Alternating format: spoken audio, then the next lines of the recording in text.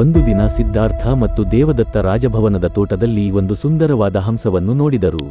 ದೇವದತ್ತ ಆ ಹಂಸವನ್ನು ನೋಡಿ ತನ್ನ ಬೆನ್ನ ಹಿಂದೆ ಇದ್ದ ಬಾಣವನ್ನು ತೆಗೆದು ಆ ಹಂಸಕ್ಕೆ ಗುರಿಯಿಟ್ಟು ಹೊಡೆದನು.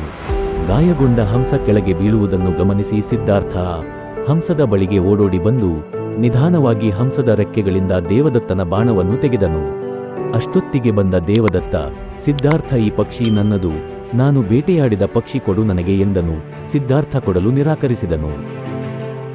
ದೇವದತ್ತ ಮತ್ತು ಸಿದ್ಧಾರ್ಥನ ನ್ಯಾಯಕ್ಕಾಗಿ ರಾಜಕುಮಾರನ ಬಳಿ ಬಂದರು. ಈ ಪಕ್ಷಿ ನನ್ನದು, ನಾನು ಬಾಣ ಹೊಡೆದ ಪಕ್ಷಿ ಎಂದನು ದೇವದತ್ತ. ನಾನು ಅದರ ಆರೈಕೆ ಮಾಡಿ ಪ್ರಾಣ ಉಳಿಸಿದ್ದೇನೆ ಎಂದನು ಸಿದ್ಧಾರ್ಥ. ಸಿದ್ಧಾರ್ಥನ ಕೈಯಲ್ಲಿದ್ದ ಹಂಸವನ್ನು ರಾಜಕುಮಾರ ಗಮನಿಸಿ, ದೇವದತ್ತ, ನಿನ್ನ ಬಾಣಗಳಿಂದ ನೀನು ಆ ಪಕ್ಷಿಯನ್ನು ಕೊಲ್ಲುತ್ತಿದ್ದೀಯಾ, ಹೀಗಾಗಿ ಆ ಪಕ್ಷಿ ಕೊಲ್ಲಲು ಪ್ರಯತ್ನಿಸಿದ್ದ ನಿನಗೆ ಸೇರಿದಲ್ಲ, ಅದರ ಪ್ರಾಣ ಉಳಿಸಿದ ಸಿದ್ಧಾರ್ಥನಿಗೆ ಸೇರಿದ್ದು ಎಂದು ತೀರ್ಪು ಕೊಟ್ಟರು. ಹೀಗೆ 1-2 ದಿನಗಳ ಬಳಿಕ ಹಂಸವು ಚೇತರಿಸಿಕೊಂಡಿತ್ತು. ಸಿದ್ಧಾರ್ಥ ಆ ಹಂಸವನ್ನು ಸ್ವತಂತ್ರವಾಗಿ ಹಾರಾಡಲು ಬಿಡುತ್ತಾನೆ. ಈ ಚಿಕ್ಕ ಕಥೆ ನಿಮಗೆ ಇಷ್ಟವಾದರೆ ನಮ್ಮ ಚಾನಲನ್ನು ಸಬ್ಸ್ಕ್ರೈಬ್ ಮಾಡಿ, ಲೈಕ್, ಶೇರ್ ಮಾಡುವ ಮೂಲಕ ಸಪೋರ್ಟ್ ಮಾಡಿ. ಮುಂದಿನ ಕಥೆ ಜೊತೆ ಮತ್ತೆ ಸಿಗುವ. ಶುಭ ದಿನ.